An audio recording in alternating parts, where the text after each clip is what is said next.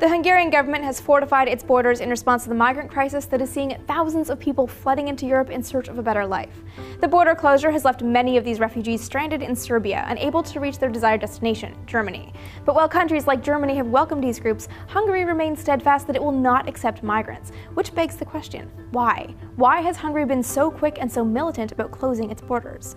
Technically, migrant populations shouldn't have too hard a time getting to where they're trying to go. Under the Schengen Agreement signed in 1985, border checks were removed between European countries, meaning anyone, regardless of nationality, can move freely between nations on just one visa. In all, 26 nations signed the somewhat controversial agreement, including Hungary, Slovenia, and Germany. So why is Hungary barring entrance? Hungary was badly hit with the global financial crisis in October of 2008.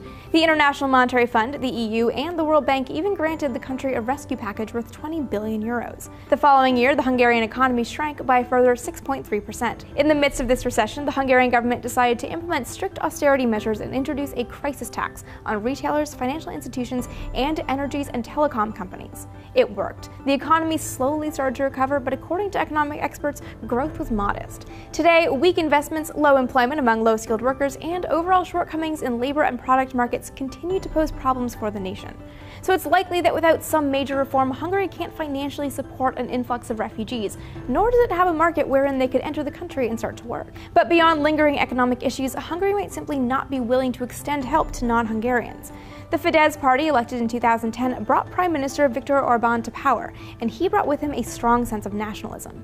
But as the head of a multi-party system, the Prime Minister does have to bend to other minority parties, like the far-right nationalist party, Jobbik.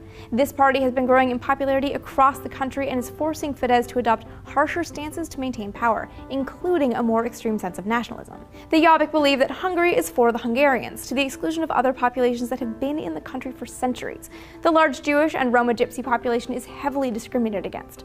A similar sentiment has been extended to immigrants. Orbán's government has gone so far as to leave refugee aid in the hands of volunteer organizations, while the government puts up billboards in the capital of Budapest proclaiming immigrants are not welcome. Despite Hungary's fears about migrants settling in this country, the truth is most of these people don't really want to stay. They simply want the chance to make their way to Germany in peace. As the International New York Times reported, they see Hungary as having a thin veneer of prosperity but being fundamentally relatively poor and still developing. Because after fleeing the devastating circumstances in their home countries, these refugees just want to live in a truly developed land of opportunity. However, Hungary's borders remained sealed. To watch a first-hand account of the dramatic events that unfolded the day Hungary closed one of its main border crossings, check out this incredible Secret Stories episode. Diego was in the Serbian town of Huragos. The town was a popular crossing point into Hungary used by hundreds of refugees. What he didn't know was the Hungarian government was about to close the border, leaving 2,500 people stranded without food, water, or shelter. Thanks for watching, and please make sure to subscribe.